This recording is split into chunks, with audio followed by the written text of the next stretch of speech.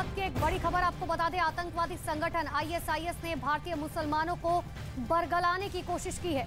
ISIS ने मुसलमानों से आईएसआईएस के काले झंडे के नीचे आने की अपील की।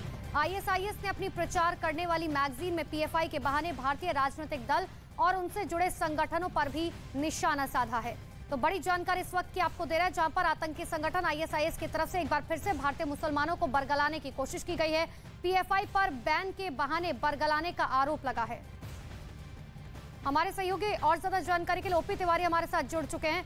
ओपी तिवारी, एक बार फिर से जो है ये कोशिश की गई है आतंकवादी संगठन आईएसआईएस की तरफ से कि भारतीय मुसलमानों को बरगलाया जा सके। बिल्कुल, मैं आपको बता दूं कि आईएसआईएस के लिए पीएफआई एक मुख्य बिंदु था, जिसके जो आईएसआईएस में लोगों को बरगलाकर, भारतीय युवाओं को बरगलाकर उसमें भर्ती करा रहा था, ऐसा केंद्रीय खुफिया और जांच एजेंसियों का आरोप था। और केंद्रीय खुफिया और जांच एजेंसियों ने इस बाबत अपनी रिपोर्ट केंद्र सरकार को भी दी थी। इस रिपोर्ट में स्पष्ट तौर पे कहा गया था कि पीएफआई के लोग आतंकवादी संगठन अलकायदा, आईएसआईएस और पाकिस्तानी खुफिया एजेंसी आईएसआई के संपर्क में है। सबसे महत्वपूर्ण बात उसमें यह बताई गई थी कि भारतीय युवाओं को बरगलाकर आईएसआईएस में भेजा जा रहा है और ये लोग सीरिया, तुर्की तमाम जगहों पर गए थे। साल 2017 से ही इन्हें आईएसआईएस में भेजा जा रहा था।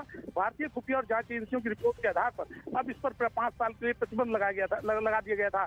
और अब आईएसआईएस ने जो बौखलाहट की है उससे साफ तौर पर जाहिर है, जिस तरह से उसने पीएफआई को सपोर्ट किया है अपनी मैगजीन में और उसके साथ ही भारतीय मुसलमानों को बरगलाने की कोशिश की है, उससे एक बात पूरी तरह साफ है कि भारतीय खुफिया और जांच एजेंसी की रिपोर्ट एकदम स्पष्ट थी, एकदम क्लियर थी, जिसके चलते आईएसआई बुरी तरह से बौखला गया है। जी अनुपमा जी, बहुत बहुत शुक्रिया ओपी तिवारी तमाम जानकारी के लिए। तो बड़ी खबर इस वक्त की आपको बता रहे, एक बार फिर से भारतीय मुसलमानों को बरगलाने की कोशिश आतंकवादी संगठन की तरफ से।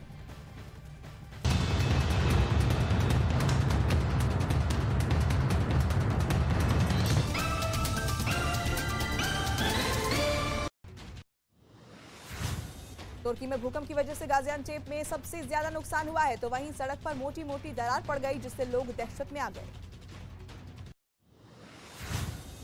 तुर्की से तबाही का एक वीडियो सामने आया जो कार से रिकॉर्ड किया गया, जिसमें भूकंप की वजह से एक बिल्डिंग गिर गई, जिसके बाद वहां भगदड़ मच गई।